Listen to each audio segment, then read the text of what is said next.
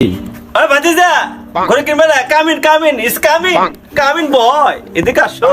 হ্যাঁ কাকা আসতেছি খারান আসতেছি। আসসালামু আলাইকুম। ওয়ালাইকুম আসসালাম। কেমন আছেন আপনি? আলহামদুলিল্লাহ। ভাতিজা কেমন আছো তুমি? এই তো আলহামদুলিল্লাহ। শুনলাম আপনি নাকি গরু কিনবেন এবার। আরে বেটা গরু কিনবে আমি হাতি কিনবো। হ্যাঁ? হাতি কিনবো। হাতি তো কোরবানি দেওয়া যায় না রে বা। আরে বেটা এবার গরুর দাম হলে বেশি বেটা, এবার ইন্ডিয়াতে গরুর দাম তোর গরু তো ছাড়বো না তোর বাংলাদেশে, বুঝছো? এবারে নিয়াত করছে যে হাতি দিয়ে দেবো। তাই নাকি? হ্যাঁ। এত টিহা আপনি? আরে বেটা টিহার অভাব নাই, নোটি কোটি টিহা আমার টিহার অভাব নাই। নোটি টিহা। অভাব নাই। আপনি গরু কেনা বাদ দিয়ে হাতি কিনবেন?